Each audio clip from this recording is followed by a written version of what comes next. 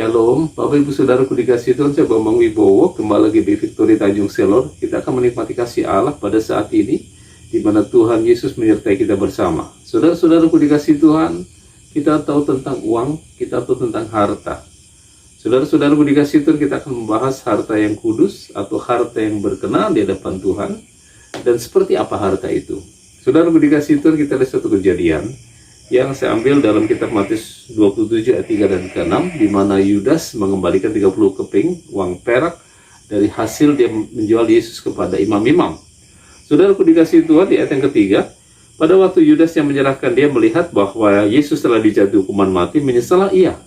Lalu ia mengembalikan uang yang 30 perak itu kepada imam-imam kepala dan tua-tua, dan berkata, aku telah berdosa karena menyerahkan darah orang yang tak bersalah. Tetapi jawab mereka, apa urusan kami dengan itu? Itu urusanmu sendiri. Ayat yang kelima, maka ia pun melemparkan uang perak itu ke dalam bait suci, lalu pergi dari situ dan menggantung diri. Ayat yang keenam, imam-imam kepala mengambil uang perak itu dan berkata, tidak diperbolehkan memasukkan uang ini ke dalam peti persembahan sebab ini uang darah. Saudaraku dikasihi Tuhan, kita melihat di ayat yang terakhir, imam-imam kepala mengambil uang perak itu, yaitu uang yang diperoleh oleh Yudas pada waktu dia menyerahkan Yesus. Sebagai imbalannya dia mendapatkan 30 keping uang perak, dia kembalikan lagi, dimasuk ke bait Allah.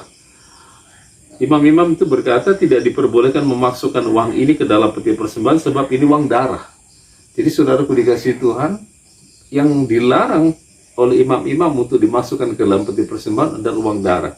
Artinya uang yang tidak dikenan oleh Tuhan, yaitu uang, bukan uangnya, bukan nominalnya, bukan intrinsiknya, tetapi bagaimana cara mendapatkan uang itu, bagaimana cara memperoleh uang itu, bagaimana cara mendapatkannya, dan itulah yang menentukan uang itu kudus atau tidak. Artinya, uang itu berkenan atau tidak di hadapan Tuhan.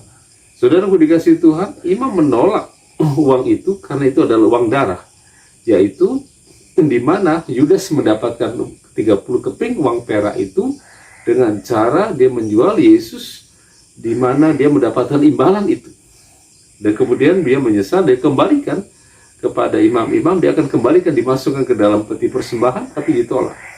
Jadi Bapak Ibu Saudaraku dikasihi Tuhan, kalau kita melihat akan hal ini, berarti kudus dan tidaknya uang atau harta yang kita miliki bukan besar kecilnya atau jumlah banyak sedikitnya harta atau uang yang kita miliki, tetapi bagaimana cara kita memperoleh uang itu, bagaimana cara kita mendapatkan uang itu, bagaimana cara kita mengumpulkan harta itu, bagaimana cara kita memperoleh dan mengumpulkan uang itu.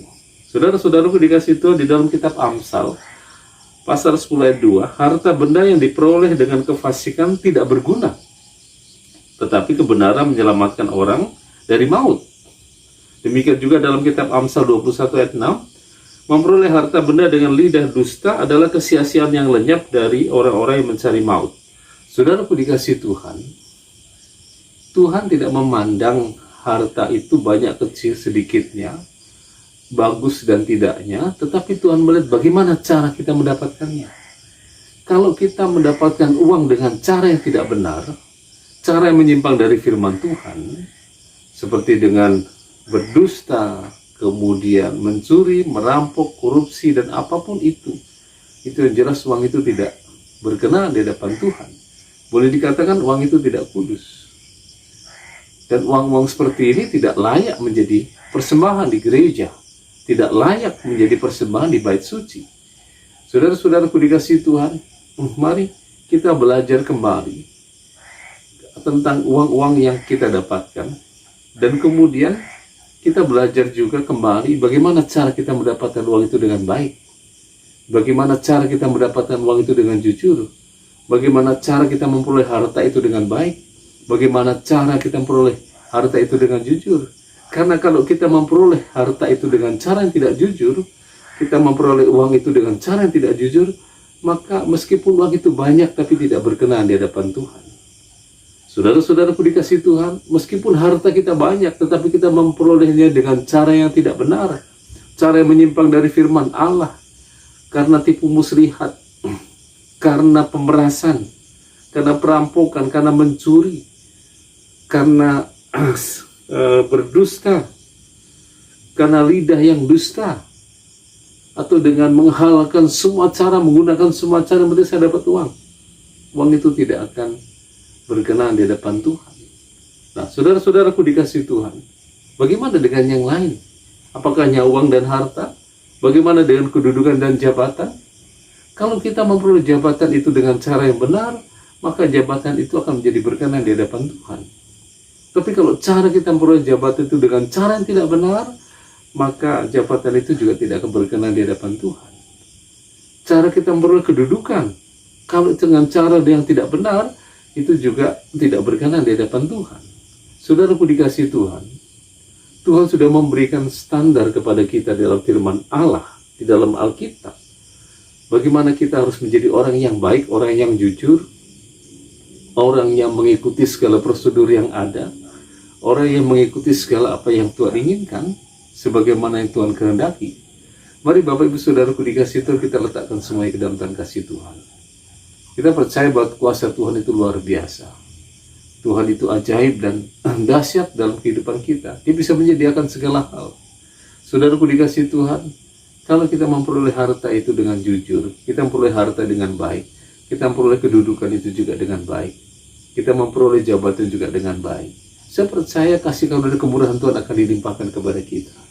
Hidup kita akan penuh dengan ketenangan. Hidup kita akan penuh dengan kasih anugerah Tuhan. Kita akan menikmati sukacita dari Tuhan. Kita akan menikmati berkat yang melimpah. Dan Tuhan akan menjauhkan kita dari segala belalang pelahap. Tuhan akan menjauhkan kita dari segala penyakit. Tuhan akan menjauhkan kita dari segala kesusahan, mara bahaya, bahkan kuasa tipu muslihat iblis apapun. Tuhan akan singkirkan kita. Karena apa? Karena kita memperolehnya dengan cara yang benar, kita memperolehnya dengan cara yang jujur, kita memperoleh harta dengan cara yang Tuhan kehendaki, kita mendapatkan harta atau uang itu dengan cara yang Tuhan izinkan. Saudaraku dikasih Tuhan, sehingga uang dan harta yang kita peroleh, jabatan kedudukan itu akan menjadi berkat buat kita dan seluruh keturunan kita.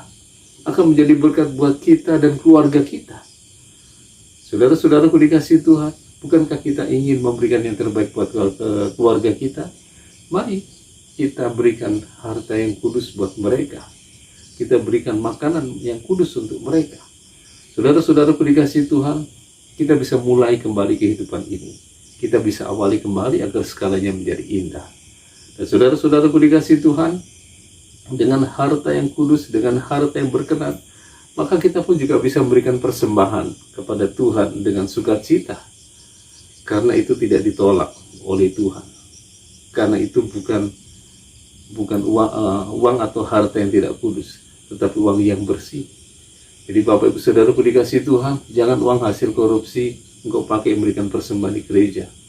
Jangan uang hasil tipu muslihat engkau pakai engkau berikan kepada gereja. Jangan uang-uang yang tidak berkenan di hadapan Tuhan engkau ulurkan tangan. Tidak ada yang tahu, memang hanya engkau dan Tuhan yang tahu. Mari kita berikan yang terbaik buat Tuhan.